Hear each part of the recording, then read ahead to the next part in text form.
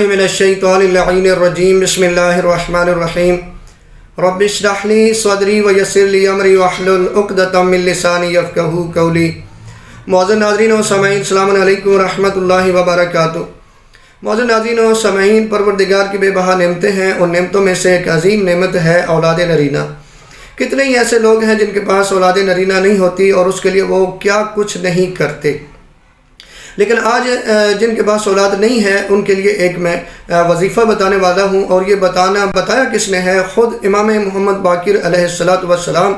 نے بیان فرمایا کہ اگر کوئی چاہتا ہے کہ پروردگار اسے بیٹا عطا فرمائے تو وہ کیا کرے؟ فرمایا استقرار حمل کے بعد، یعنی جب حمل ہو جائے اس کے بعد اپنا دایاں ہاتھ اپنی جو زوجہ ہے اس کے دائیں پہلو پہ رکھ کے آیت الکرسی پڑھ کے یہ جملے لکھے گا، اللہم قد سمیتہ محمدن، یعنی مقصد کیا ہے کہ میں نے اس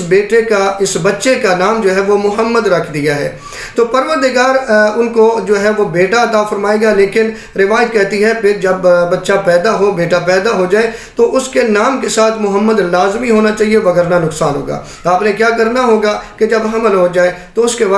کے بعد آپ نے اپنا دایاں ہاتھ جو ہے وہ جو ہے اپنی بیوی کے دائیں پہلو پہ رکھ کے جو ہے وہ آیت الکرسی پڑھ کے آپ نے یہ لکھنا ہے، جملہ لکھنا ہے، اللہم قد سمیتہ محمدن۔ آپ کے سامنے یہ چل بھی رہا ہے، اللہم قد سمیتہ محمدن، یہ لکھیں گے، یعنی اس کا مطلب یہ ہے کہ میں اس بچے کا نام محمد میں نے رکھ دیا ہے، تو پھر جب بچہ پیدا ہو جائے تو اس کا نام محمد رکھیں، اگر نہیں رکھیں گے تو نقصان ہوگا، لیکن پروردگار جو ہے آپ کو بیٹا عطا فرمائے گا۔